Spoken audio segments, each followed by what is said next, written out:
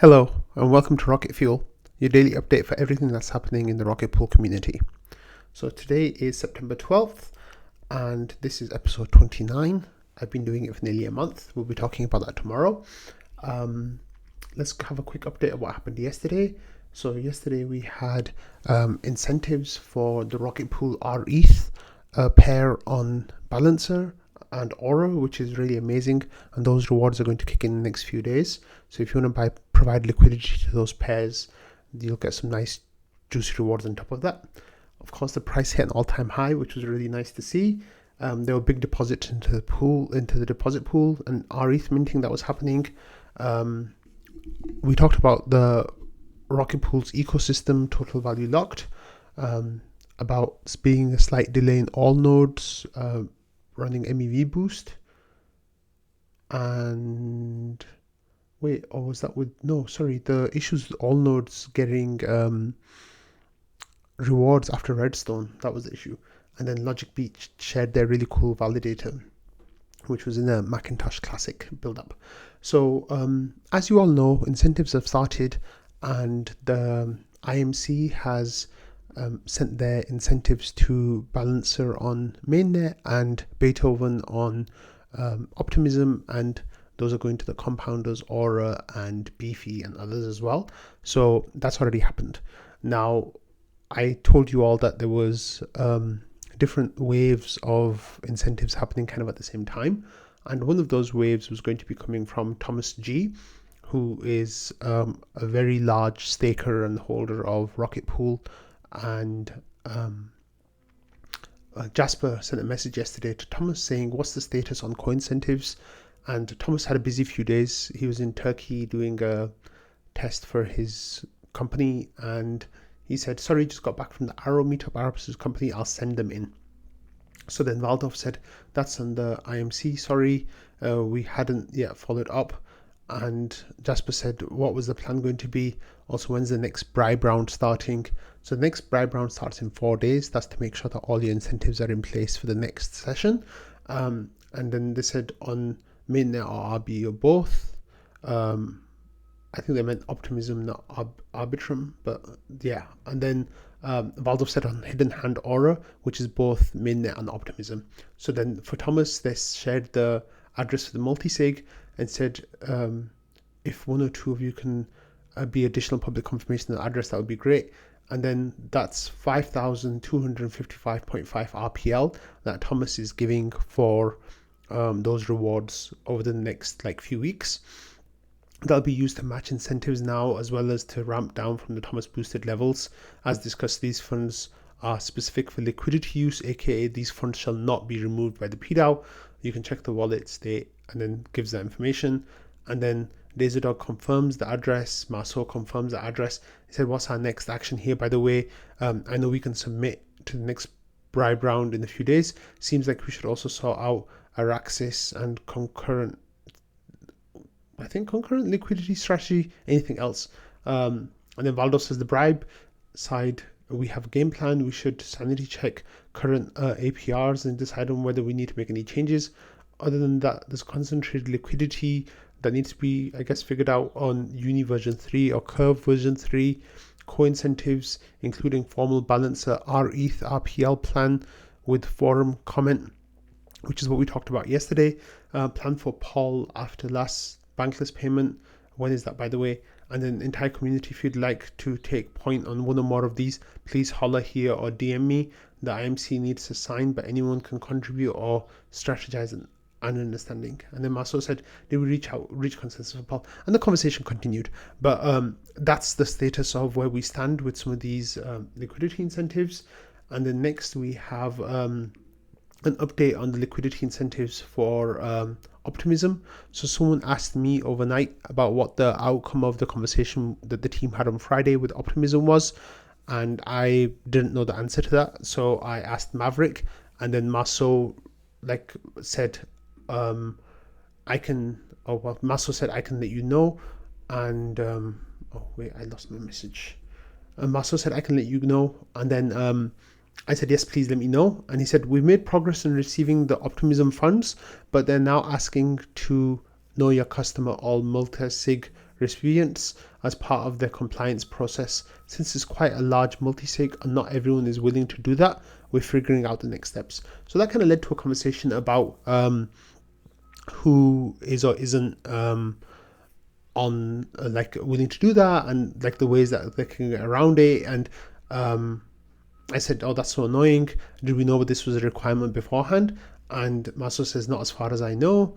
And yeah, it's pretty ridiculous if you ask me, but it's also not the first time I've been asked to KYC myself as part of a multi-sig. So there's solutions around it, and Marceau said we're talking about the solution now, and there might be a simple solution. So I think that is like quite promising, but hopefully something that gets sorted out soon. Of course, that's a big chunk of incentives that will go on for 6 months. So it'll be really great if that can get sorted out soon. But I thought I'd give you all an update on that. So the next thing is the exchange that I mentioned a couple of days ago is called MEXC.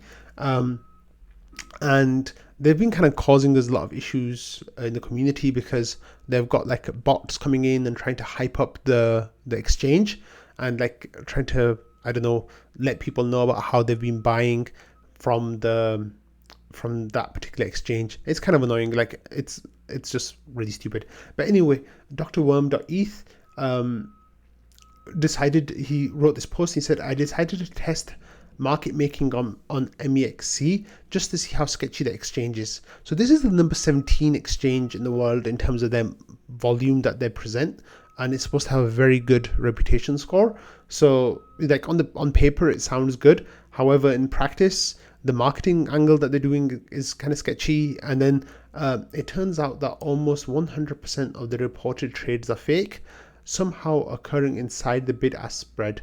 I'm currently making their fake volume algo look really dumb by holding a 2-cent spread. The only reported trades are happening at the one quantile within the spread. So Dr. Worm shows some screenshots about what's going on with their trades, and it all just like looks really fake and manufactured, and the whole thing is really sus. And then Invis says, what? No way. And yeah, like it's like one of the things someone said was like, we've all been saying like, centralized exchange when, and now everyone's like, not like this, like that meme. So yeah, it's a bit of a shame that this is what we're stuck with for now, but hopefully this is just a sign of other exchanges coming soon. So hopefully that'll be a bit more exciting and some more legitimate ones. So next we have this comment from Joe, and he says, after much deliberation, I've decided that I can't keep the native mode docs as up to date as I want, like with JWT secret args and stuff. So I'm rewriting them slightly and suggesting users start following Summer's guide and or Coin Cashew's guide to set up their execution and consensus layer and VC. So what does this mean? Basically, some people are running the Rocket Pool Smart Stack. Now, for those people, everything happens automatically. The documentation is amazing. And then there's something else called hybrid mode, which means that you kind of like intertwine your Solo and Rocket Pool nodes kind of together, and then you can use some software for that as well. And native mode is just if you're just using Solo staking.